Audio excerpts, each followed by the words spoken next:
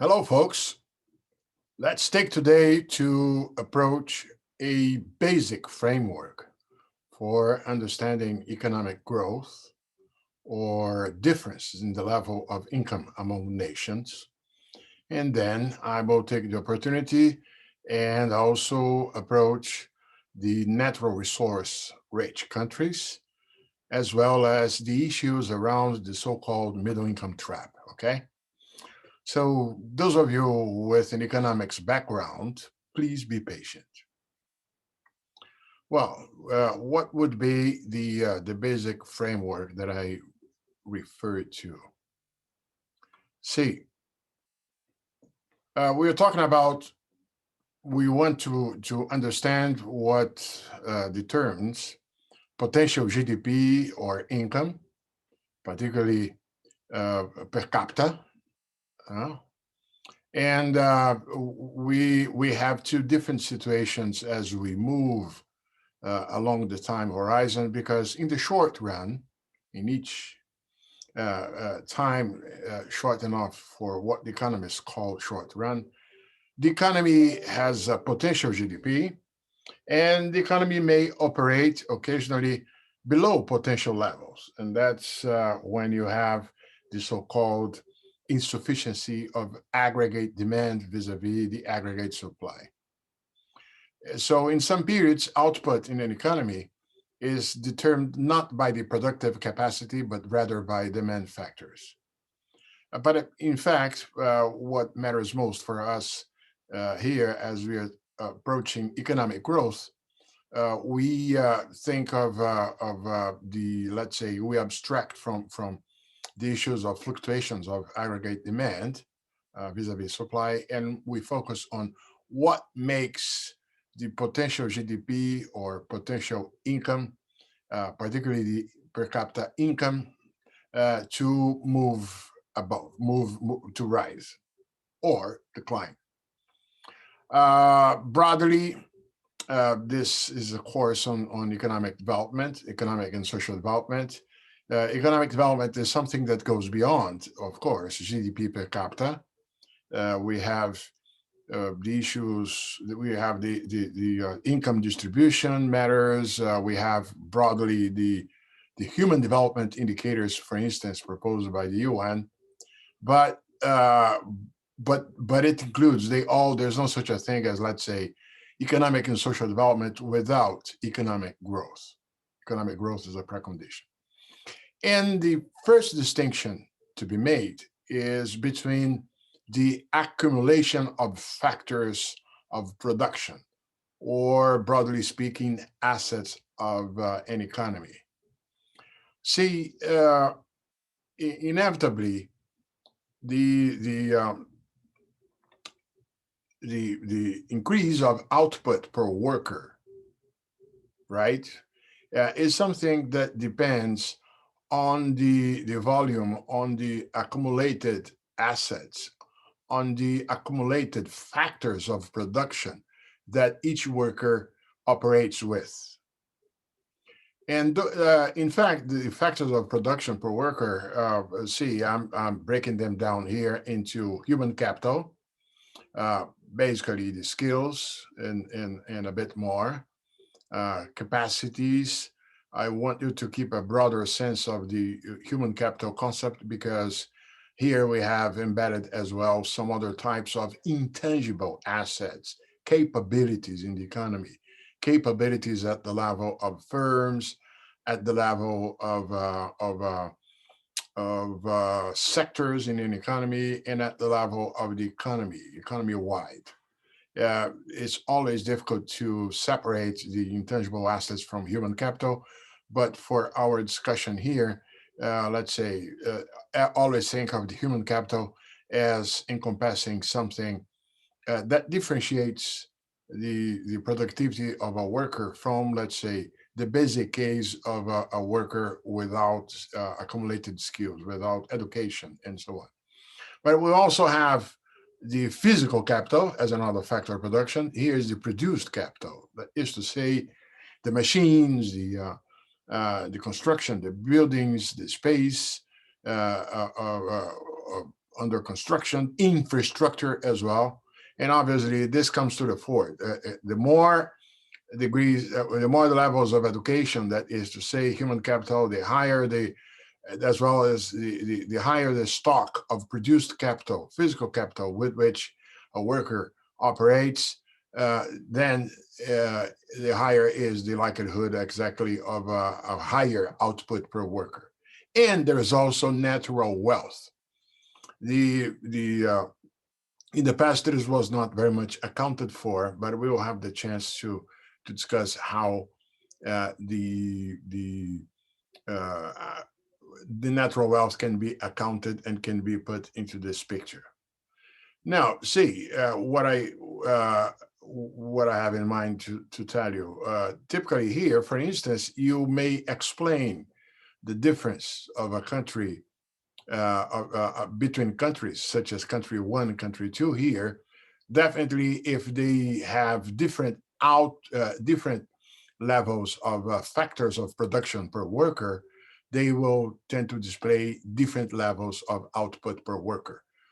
And that's why, ultimately, keep this in mind, the economic growth and therefore economic development is a process of accumulation of assets. Because it's the accumulation of assets, is the accumulation of factors of production that allows a country to be here rather than here, okay? But is not only factors of production per worker that can explain the difference in levels of output per worker among any two countries. The easiest part to understand is the one of the production functions, the curve, where we have, as I said, on the vertical axis, output per capita, and on the horizontal axis, factor production per capita, right?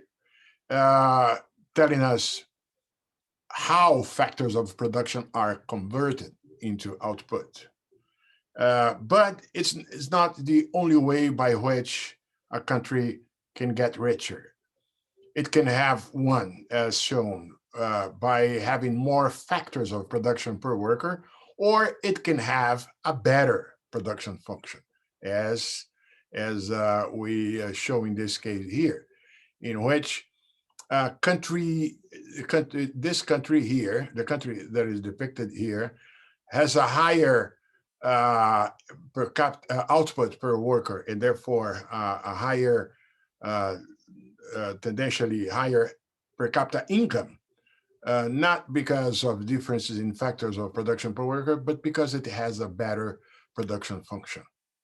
And of course, when both accumulate, then the difference in output are due to both productivity and factor accumulation, as it is the case of country one vis-a-vis country two here.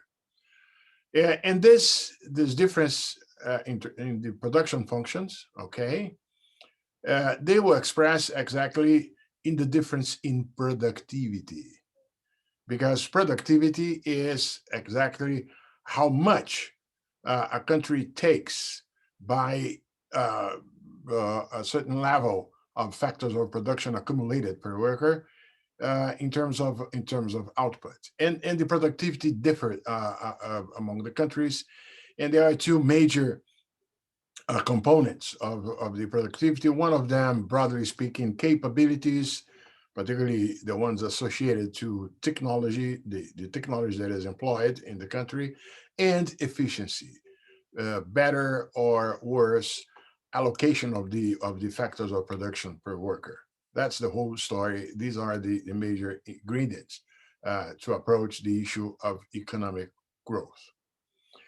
A couple of things: that the physical capital is built up through investment, financed either by savings or capital flows from abroad. Whereas the human capital, which is the characteristics of workers that allow them to produce more output, basically skills. And as I said, the most obvious form of human capital accumulation is through education. And beyond formal education, there are a host of other dimensions of productive human capital, non-cognitive skills and motivations, which are developed outside of the classroom. And also, one may also pay attention to the fact that health is also another form of human capital. Note how demographics matter here in the difference between output per worker vis-a-vis output or income per capita. Because if the share of the population that is not worker rise, of course, the output produced by the workers will be the reference in terms of income for everyone in society, in the economy. And when the population growth is rapid, for instance, the fraction of society's resource that must be devoted to investments in children is higher.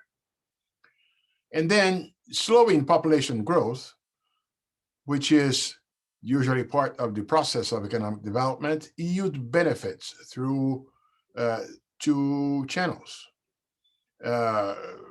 including the fact that the necessity of investing in children it becomes a lower demand vis-a-vis the size of the population, okay? But also, there is a very important period while the society ages, while the demographic structure of an economy evolves, which is the first phase more favorable to economic growth, which is where the society has the so-called demographic dividends, not by chance.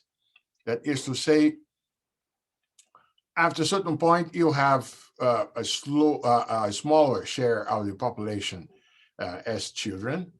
And that means that the share of the population in working age rises as a share of the population, right? So the output per worker becomes very much closer to the income per capita. But then, and there are gains in terms of growth because you have more people working to provide the outputs for everybody. But as time passes by and the same population ages, then we will have a movement in the opposite direction. That is to say, the share of older people, the share of people tending to leave out the population, the labor force, rises a proportion. And that's when, that's why a country must grow during the period of demographic dividends, because inevitably there will be later on a trend downward. Most advanced economies, let's say, are, at least in the case of Europe and Japan, are already on that phase. And one issues with our region, with Latin America and the Caribbean, is that the population is aging very fast. And before the region reaches, let's say, the upper levels of the very upper levels of income per capita. This is a challenge. Just to give an idea of how fast has been aging in Latin America. In the case of Brazil, the last time I saw an estimate on this, it was saying that Brazil had aged in 25 years what had taken 125 years in France. So aging is happening fast. And this, of course, will manifest itself in things like here. See, okay, but let me illustrate the 2 points that I made about factors of production per worker and productivity as different different variables, but which together explain, let's say, where a country is in terms of stage of GDP per capita. Look at this. This chart here in the Northeast compares the factors of production per worker relative to the frontier, to the United States. And as you can see, not by chance, the poorest 20% countries in the world have only something like this, less than 20% of the levels of factor production per worker in the US. And then we go. The second poorest 20%, something higher, middle here, the second richest 20% here, and then the richest 20% close, but not necessarily equal to the US, but very much far from all the others. And the same applies to the productivity relative to the United States. Remember that the productivity here defined by the use of technology, levels of technological capabilities and technology used in the production in the country, as well as efficiency, degrees of efficiency. And as you can see, you have the same kind of same sort of stairs to be being climbed by the countries as they evolve along the classification of income group. These are other demonstration. This is just for physical capital. As you can see, there is a high correlation between levels of capital per worker and the level of GDP per worker, as well as there is an association, a correlation regarding average years of education. And notes that the developing countries have made some huge progress in terms of education in those 40 years here. But there's still the average years of education remain, let's say, below the ones of advanced economies. This is just an illustration. Now, another way to name the factors associated with productivity, the technology, as I said, production and organizational capabilities, capabilities that are tacit and idiosyncratic. Forgive me for these exotic expressions, but they say the following. Those capabilities are tacit. They are implicit. They are not something that depends simply on the codification in instructions, in blueprints, for instance. They have to be local. They have to be developed locally. And that's why they are idiosyncratic. So technology is always partially or very often transferred, but the transfer of technology is not enough, because in order for the technology to be fully used and well used, it must be complemented by the creation, by the development of tacit and idiosyncratic capabilities. And technology is non-rival, which is an expression very dear to economists. That is to say, the fact that one uses a technology does not preclude somebody else to use it simultaneously. That it would be great, and that facilitates the transfer, that provides an avenue for progress. But the use of technology must be accompanied by the local development of capabilities that are tacit and idiosyncratic. And there is the issue of efficiency as well. Okay, so both. Well, let me explain what is total factor productivity, the expression that has appeared already in our discussions previously, which one economist in 1956, not by chance, called very smartly the measure of our ignorance. And why is that? The expression total factor productivity appears in the following. Economists tried to measure which was the contribution to GDP and to increase in GDP that could be explained, that could be associated to each one of those buckets. Labor, non-skilled labor, capital, the physical capital, and nowadays we can do this with the natural capital. And to the amazement of economists at the time, the amount of GDP that could not be explained by the accumulation of those factors was very high. And that has been called total factor productivity.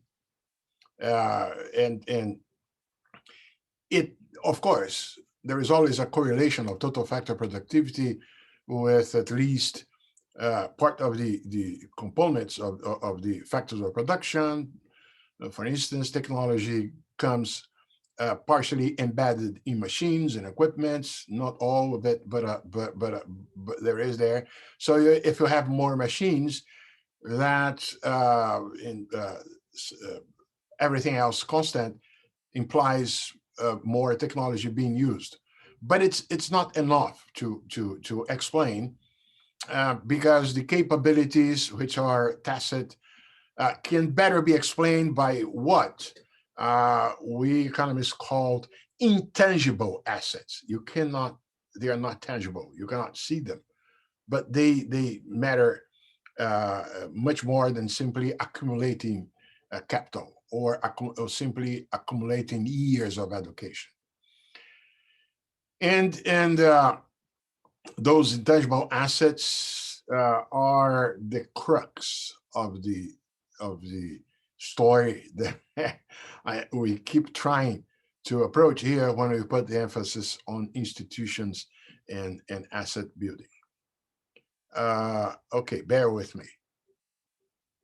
Now, the the uh, the the World Bank has done a great job in recent years to measure the natural wealth and to incorporate it into the measurement of the assets, the stock of assets, stock of factors of production that are used by workers. And the chart that you are seeing displays such figures for 2014. Please keep in mind that the chart depicts average figures, and so therefore the individual country case will differ according to, for instance, different levels of natural wealth. You have countries rich and poor in natural wealth. And in the case of natural wealth rich countries, this evolution will entail movements starting from natural wealth higher in those rich countries vis-a-vis all the others. You will find the text that I distributed to you has some good examples comparing, for instance, Norway with Japan, which are both high income countries, but with very high different levels of natural wealth per capita. Or among developing countries, comparing Brazil and Malaysia with which country I included there? I guess it was Namibia, and the difference is striking. But what I want to call your attention to is the following. This average uh, uh, process of income growth with change in the composition of the wealth. First, look how the weight, the share of produced capital, the physical capital, stabilizes in relative terms after the ascent from low income levels. That is to say, inevitably, a country when moves from low levels to low middle income levels, it inevitably has to have some degree of accumulation of produced capital. And produced capital, the accumulation of stocks of produced capital, of physical capital, will remain relevant for the economy to keep up going up the income ladder. But it seems to be as relevant in relative terms as it was in the past. This is, in this figure there, is a bit influenced by the fact that we have, they cover, at the time the chart was drawn, China is there as a lower middle income country, and China is a special case of extraordinary accumulation of physical capital. So if you take China of that chart, the evolution is even smoother. That is to say, the change of physical capital from the low to lower middle income is even is close to flatter. But anyway, the point to take, produced capital, physical capital cannot explain by itself the evolution of a country up the income ladder. Second point to highlight is obviously the high and increasing weight of human capital. Human capital and the intangible wealth, the intangible assets that I referred to, they are a major component of total wealth at all levels of income, but increasingly so as the economy moves up to the upper middle and high income levels. Increased educational attainment, as well as improvements in institutions, governance, and other intangible forms of wealth are imperative if a country is to keep climbing the income ladder.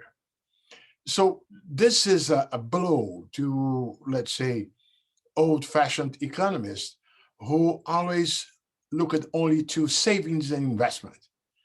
And because the link of this evolution of a country just with savings and investments in physical capital is not as straightforward, because the dynamics of both human capital and intangible wealth accumulation or depletion, when it happens, depend to a great extent on factors of another nature: quality of education, institutional evolution, capabilities and collective knowledge tacitly embedded in routines of firms, in public sector capacities, organizations, in other social groups, and non-research and development derived technical progress. To some extent, I'm expressing the insufficiency of an economist, of the economics framework to explain the whole thing. Now, and particularly the weight of human capital rise as the country goes from middle and even more significantly in higher income level countries. Human capital is instrumental in paving the way to higher income. The third aspect, the third feature of this chart that I want you to memorize, to take with you, is that regardless of the country's specific natural resource richness, that is to say, regardless of where the country is in the first bracket in terms of in terms of natural wealth, the natural wealth is relatively more important on the transition from low to middle income, but then becomes relatively less important during the ascent towards high income. Obviously, this third assertive follows from the previous two remarks, right? And we'll see in the figures in the text that I sent you by mail email today, because the links were not good, how they are how this shows up in the figures. Of course, again, as I spoke about the relationship between intangible assets and produced capital, there is also, of course, a relation between intangible assets and natural capital. If the country has accumulated capabilities, technical capabilities, it can take a bigger bank for the natural resource buck. It can take more of what it has in its soil, what it has in terms of quality of soils for agriculture and so on. So everything intermingles, but it's still one can establish higher different values in the assets that can be associated to natural resource. And then comes, of course, what you will say, well, what about all this talk? Even you, Canudo, has referred to blessing or curse, and that comes from the following: in principle, being more natural resource rich is a blessing. Okay. In fact, one may even, you will see reference in one of the texts to the fact that if one were to forecast, to preview the levels of per capita income in the region, in Latin America and the Caribbean, only considering the levels of technological achievements, the income per capita in the region would be much lower than what it is, de facto. And this is presumably due to the quantity and quality of natural resource that the region has enjoyed. But the problem is that with the abundance of natural resource, there comes, with the opportunities comes the challenge, right? And those opportunities versus challenge are defined by domestic factors.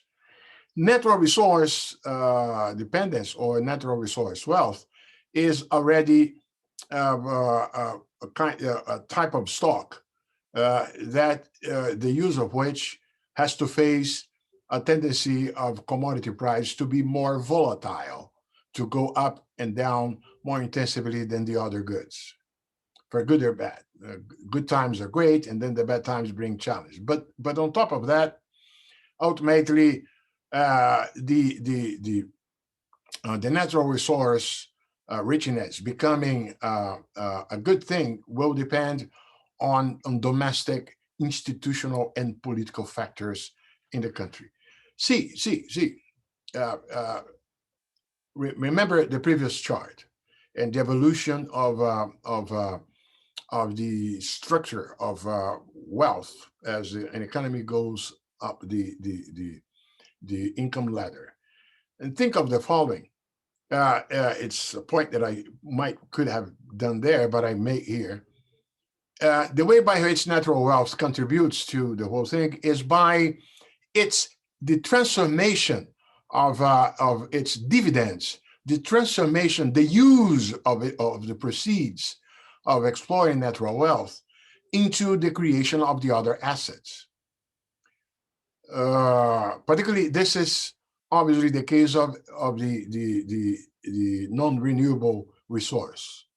The oil as a wealth, as the oil is explored, will contribute to income growth in the future, provided that a part of the revenues obtained by extracting the oil from the ground be used to raise human capital, to provide education to the population, to build an infrastructure that allows production to take place and life exist and in the rest of the economy and all the other assets. So the success of natural resource richness lies in making the natural resource wealth morph into other form of assets, human capital, produced capital, of course, but particularly human capital and intangible assets. And this is not automatic. And that's the point why there are downsides to being a natural resource rich country rather than a blessing, depending on domestic features in governance. For instance, and let me call attention here to the governance and economic policy challenge. Let's say if governance in the country, in the resource-rich country, is poor, is weak, and the economic policies are correspondingly poor, this tends to lead to misallocation and mismanagement of resource. The resource shift out of productive activities into unproductive rent-seeking activity. When, for instance, let's say patronage networks, corruption and patronage is strengthened with the appropriation of falling from heaven rents from the natural resource. It is not by chance that resource curse cases are mainly associated with extractive industries, such as oil, gas, and minerals, because those resources are concentrated. And they are concentrated point source resource that can easily become the object of rent-seeking and seizing that may allow for rent-seeking and redistributive struggles. The consumption use of tax revenues derived from natural resource extraction through public spending is a typical manifestation of poor governance. Uh, so the so-called natural resource curse may be associated with the governance aspects that either precede the booms, for instance, or emerge with them. I don't recall if I mentioned the case of Zimbabwe and Botswana. Both of them uh, uh, suddenly could benefit from underlying wealth in terms of diamonds. But given the difference in the ways by which that wealth was used, Botswana went up the ladder, whereas Zimbabwe stagnated and even faced phases of hyperinflation and a deep crisis. We'll see the difference in a chart in a moment. But the point is that Botswana and Zimbabwe had different positions in terms of blessing or curse with the diamonds because of governance uh, aspects. Because after all, the resource abundance may offer openings for looting from whoever is in the government by using corruption, theft, and insurgency, creating a political fragile environment that damage democratic institutions, and then the resource rents resulting from the natural resource wealth may be captured either by corrupted political elites or pressured elites who can completely subvert those rents for their own personal benefit. Also, and then I touch on something that has already been alluded by some of you. The natural resource rich country cannot over rely on natural resource. There must be, as the natural resource wealth is spent, is to create rents and that it's used conceivably to accumulate the other forms of wealth, the produced capital, the human capital, the intangible assets.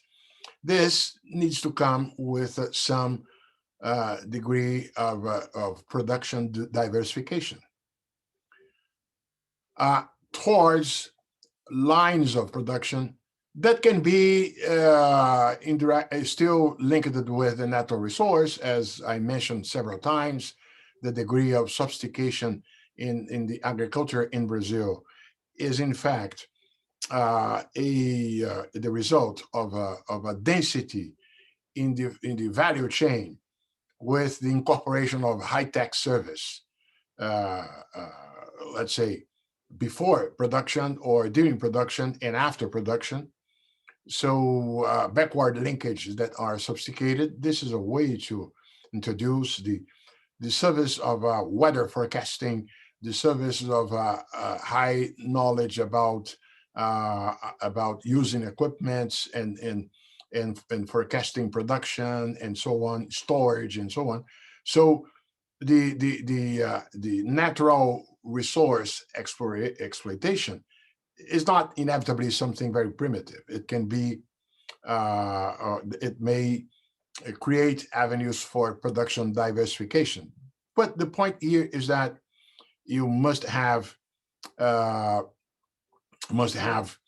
production diversification ultimately going to areas that are not related to natural resource wealth exploration.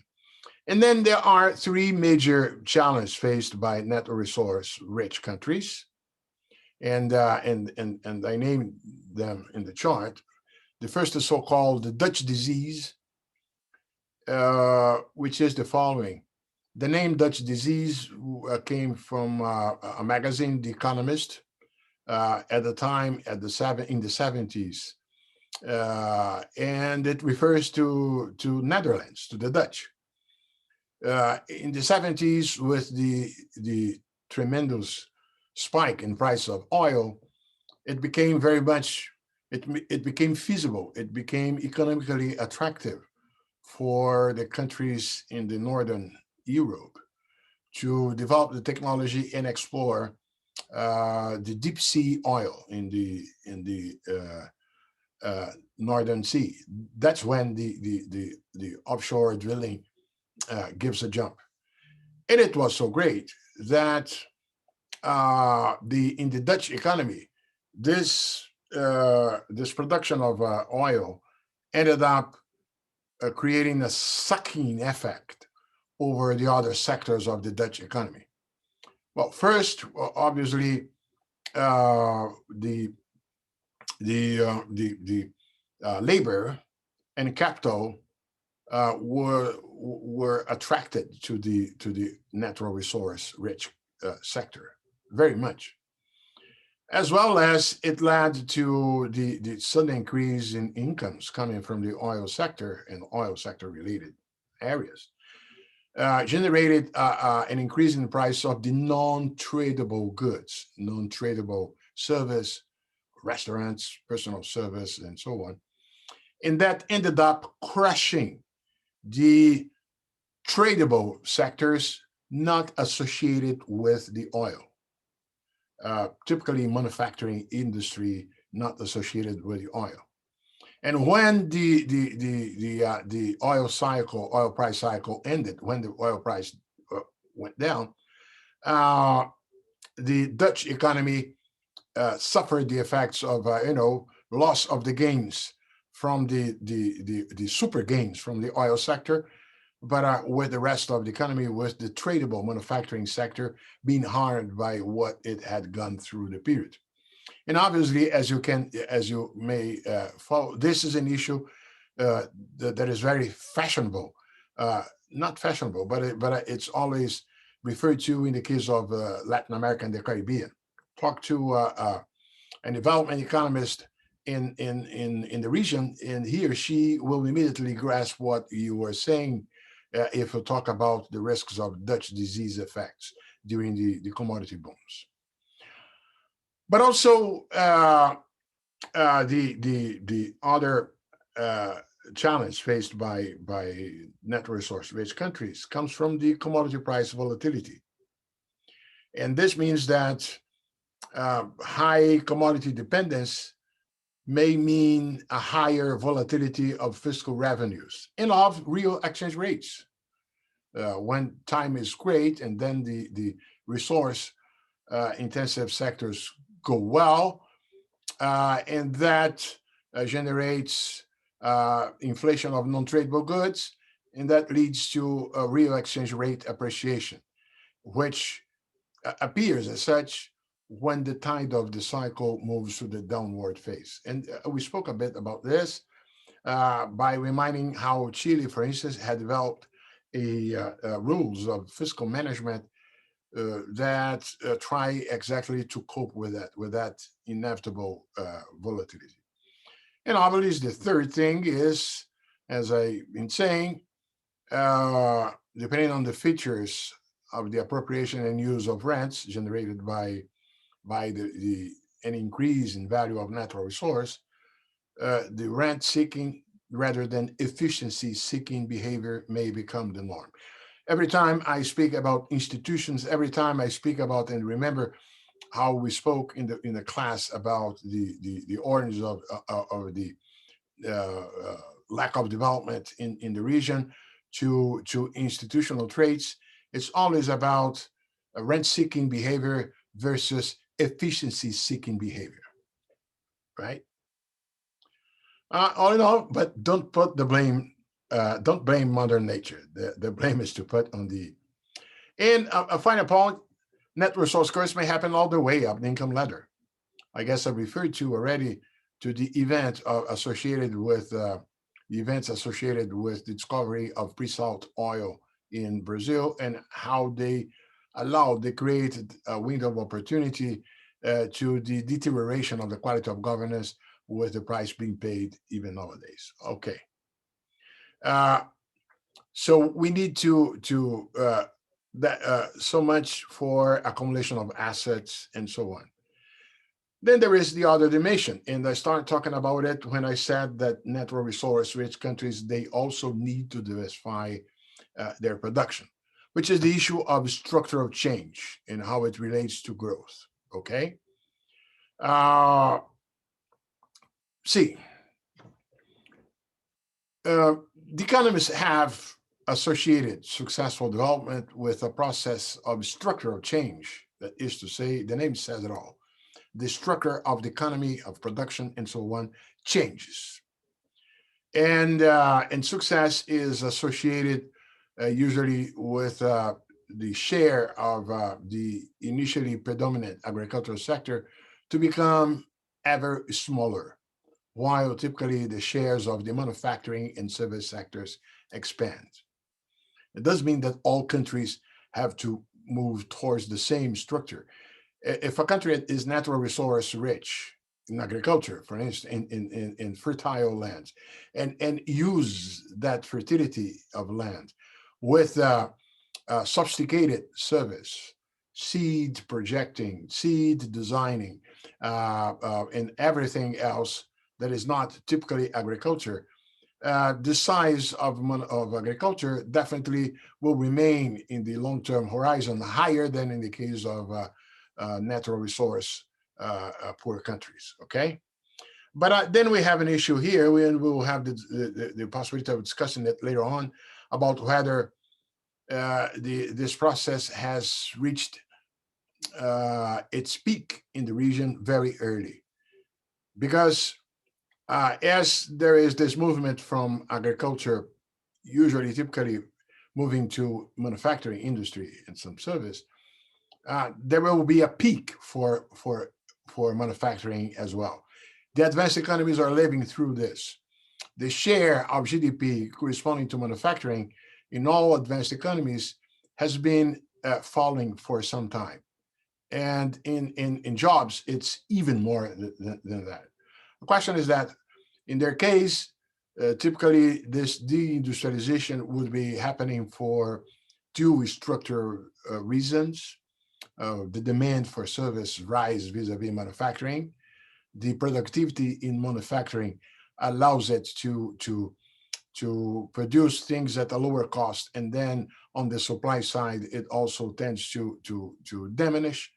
On the demand side, it's obvious. Look, as your income grows, you buy a car for you, then later on you buy a second car for the other households, but ultimately you will not keep piling cars in your garage. You will start traveling abroad. You will start using more restaurants and so on. So there is an inner tendency for service to rise in the GDP of advanced economies. The problem is that maybe in the region and developing country, the structural change has changed very, very early. We will discuss this later on when we take the structural break in the 90s with the emergence of Asia in the global economy.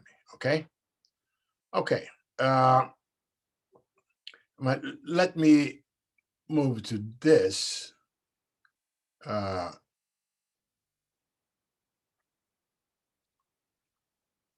This, if anybody is interested, I can give you the chapter of the book. I have a chapter in this book. Is not in the program, but it's a book recently launched on the middle income trap. And Jose Antonio Alonso and Jose Antonio Campo, in their paper, they did the following. They showed, this table shows the number of countries in 1990 and 2019, that is to say, roughly 3 decades, how many at each period were low-income countries, how many were in 1990 lower middle-income countries, upper middle-income countries, and high-income countries.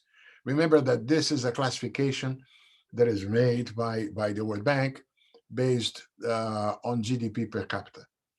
And guess what? Look how if one compares the number of low middle income countries in 2019, in 90, and compares with, no, let's do the following. 1990, you had 18 lower middle income countries. Okay, that's what this table shows. Whereas in well, to cut it a long story short, you can go by yourselves and compare these figures. You did have a significant ascent in incomes, with many countries moving from low income levels to lower middle income levels, much more so from lower middle income levels to upper middle income levels. But you did have some moving from upper middle income levels to high income levels, but not much, not many. And this has generated the expression of the possibility of a middle income trap. See, the kind of challenge faced by low income countries in order to move up are of a different nature of the challenge faced by upper middle income countries to become high income countries. That's the point that I want to highlight. And well, let me show you something in this. Look, this shows the diversity of situations in several regions. Take Latin America. This compares the following: the per capita GDP in 2018 and 1990 vis-a-vis the per capita GDP of the US, taken as the frontier. And as you can see, both in 2018 and in 1990, you have countries that are very, the best one in 1990 was Trinidad and Tobago, with 50% of the per capita income of the US. But you also had Venezuela, Trinidad and Tobago, 30%. I'm sorry. Venezuela had 40%. But if you look at the same, the picture in 2018, that is to say 28 years later, look at how Trinidad and Tobago is now half of the US per capita, and Venezuela has come down to something closer to 30%. Whereas roughly Brazil is on the same place, and you can look at each one of them if you want. But this is a demonstration of the stickiness of middle income levels. It's not simple to keep the pace of convergence towards the frontier, and that applies to all the other regions as well. This is an example. No, okay. Let me say a bit about the notion of a middle income trap. It was presented by two ex-colleagues at the World Bank, Homi Karas and Indermit Gill, in a report that they made for Malaysia at the World Bank. And the expression hit a nail. It touched on such a sensitive point that from 2007 until last year, now if you do a Google and you put their middle income trap, you will get 20,000 plus citations of middle income trap, including this one who talks to you, who has published lots of things on the subject. Once I gave an interview in 2013 to Radio China International, and on the middle income trap, because I was writing about the subject at the time. And the guy called me 2 weeks later to say that my interview had broken a record, not because of Ottaviano Canuto, but because of the subject. You talk, particularly at the time, you use the word middle income trap, and the Chinese got interested because they were afraid of falling into the same trap that Brazil has got into, just to give an idea. And there are two ways to look at the middle income trap. One is in absolute terms, looking at the level of income, and look at this chart. Let me check if I have already point to them. See, this is a chart, oh boy, sorry, showing position of all these countries uh, between 1990 and 2014. And look at how the countries in Latin America, they got into the middle income levels. They were already middle income long time ago, but have stayed there. Don't get too much impressed with this green here, because this was due to a classification by the Asian Development Bank. But nowadays, Argentina and Uruguay are no Uruguay, I guess, has been classified up to high income country, but these are, let's say, very close to upper middle. But anyway, regardless of that, look at how the region entered middle income levels and it has stayed. Wow, uh, without change.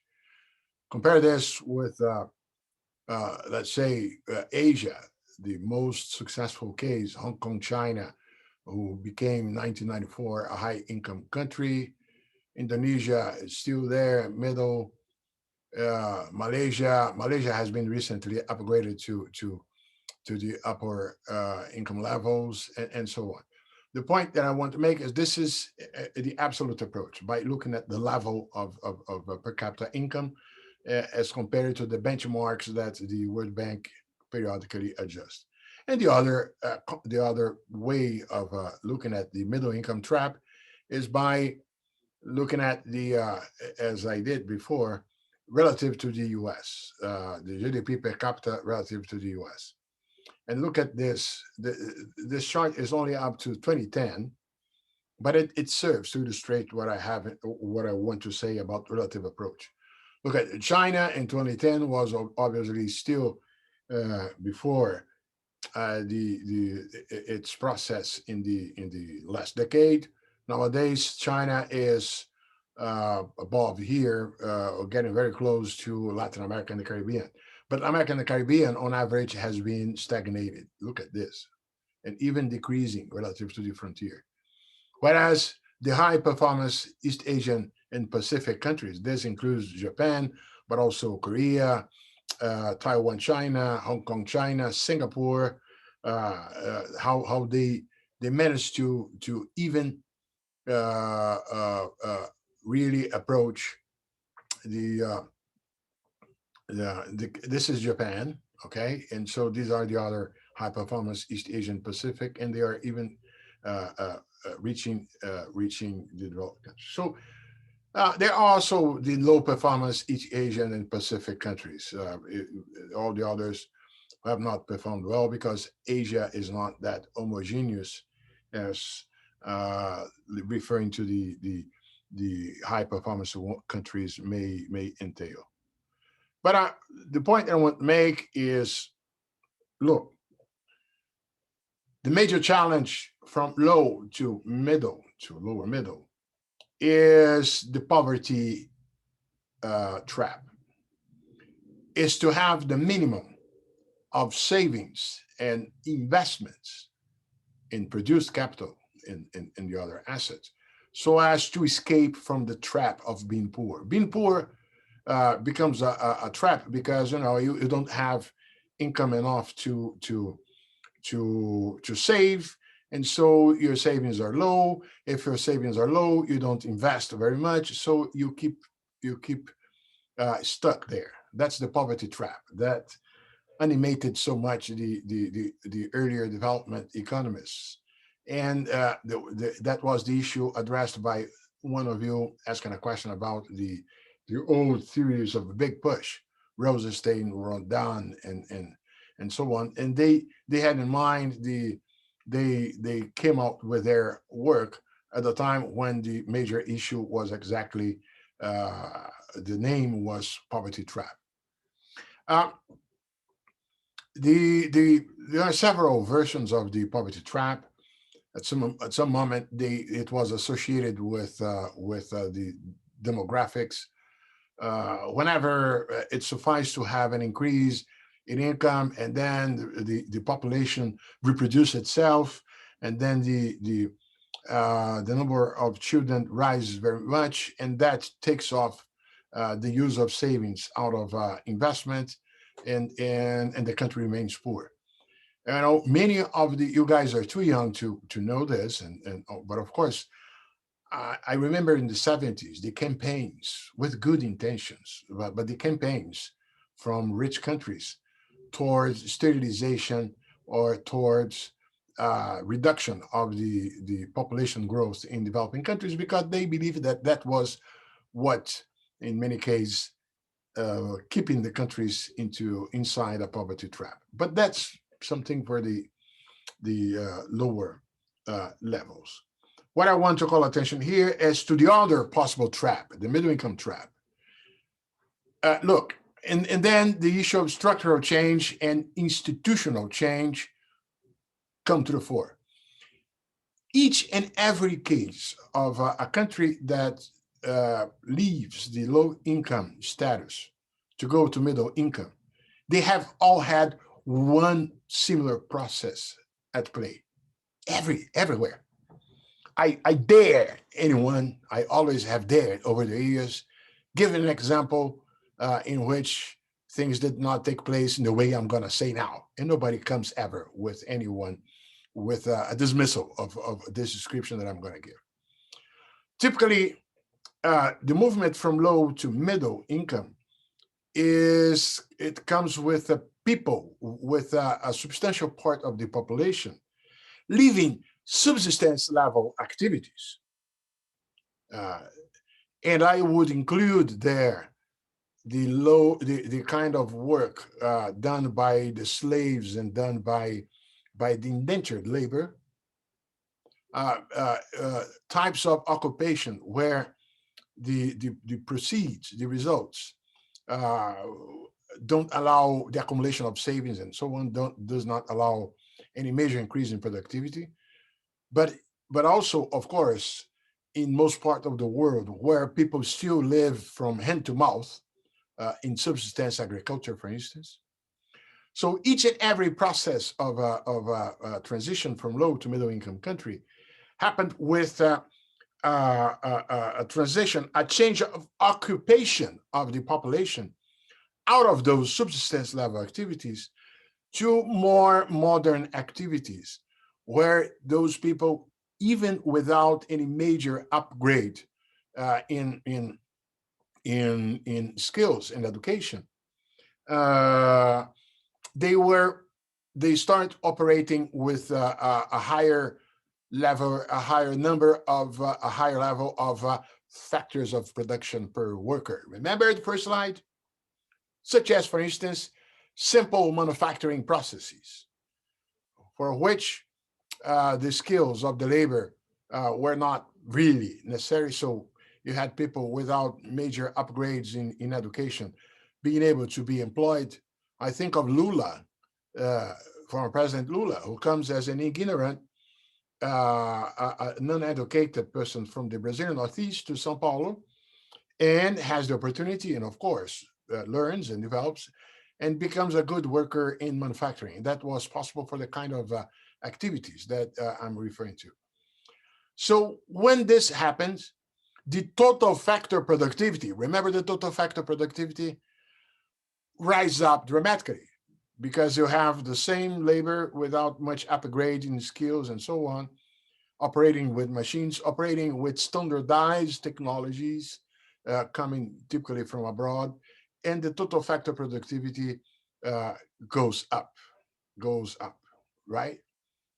And in fact, the path from low to middle and then eventually to high income per capita corresponds to the increase in the shares of population moved respectively from subsistence activities to simple modern tasks and then to sophisticated ones.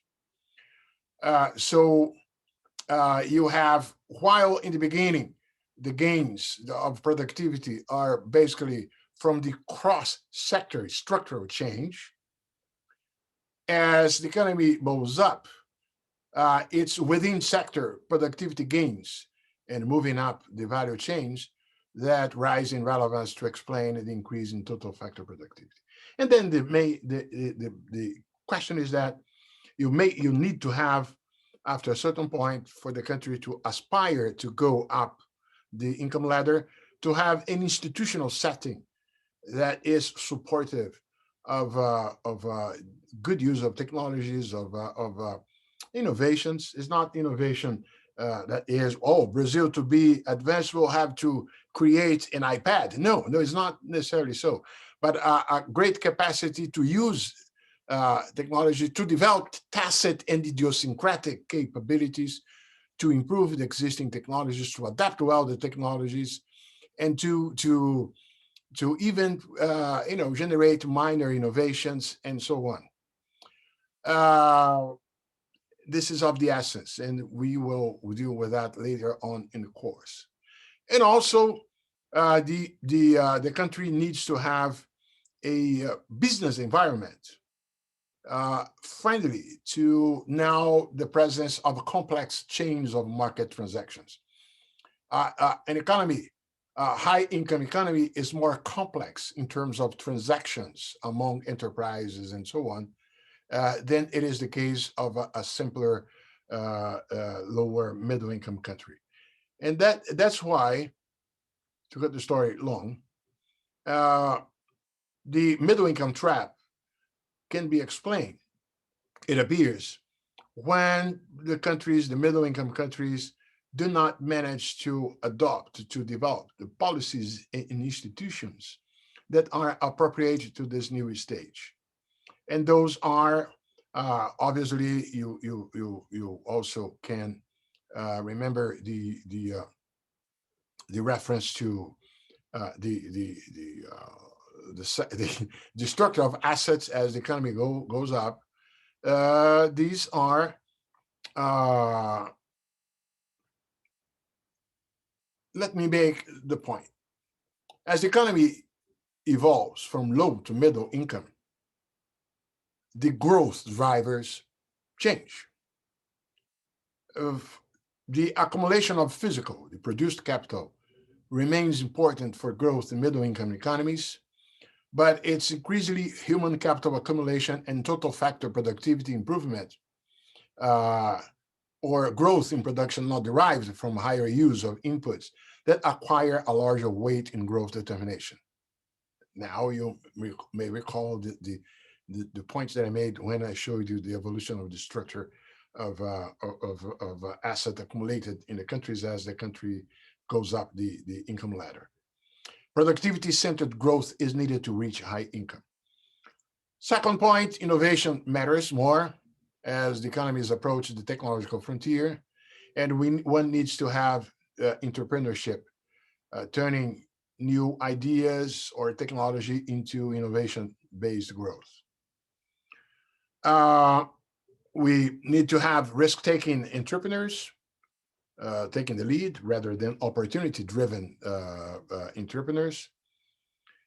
Uh, Obviously, for everything that we said, graduation to high income requires a diverse and sophisticated product mix. That is to say, middle income economies must aim to produce more complex goods and service, which support, in turn, higher productivity and better ways. Infrastructure needs shift. Now you need as well advanced infrastructure is not only simply having the basic roads, but you need telecommunications in order to support innovation. The role of the government necessarily evolves as an economy progresses, becoming more of a supportive type as the private sector is fully fledged. And, uh, and the government must shape an environment conducive to innovative entrepreneurship by promoting investment in education in infrastructure. And a final point, and that will resound with you after the discussions we had in the previous classes.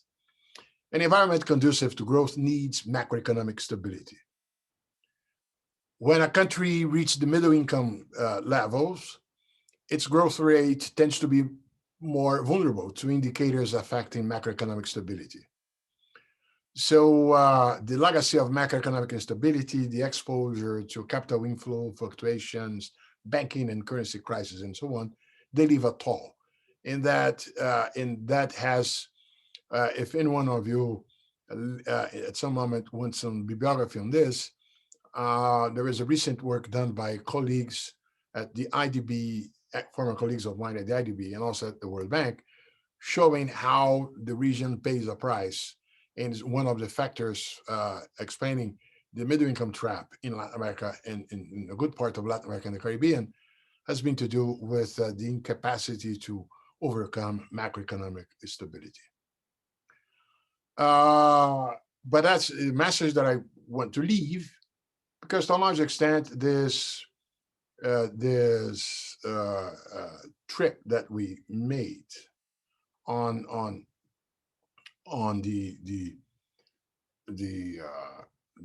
basic macroeconomics of growth and the framework and productivity and so on, ending with the middle income trap discussion and with the natural resource abundance challenge and so on, is the framework that I want you to reasonably understand in order to approach the challenge faced by the region, by Latin America and the Caribbean. Okay? See you on Monday. Stay tuned.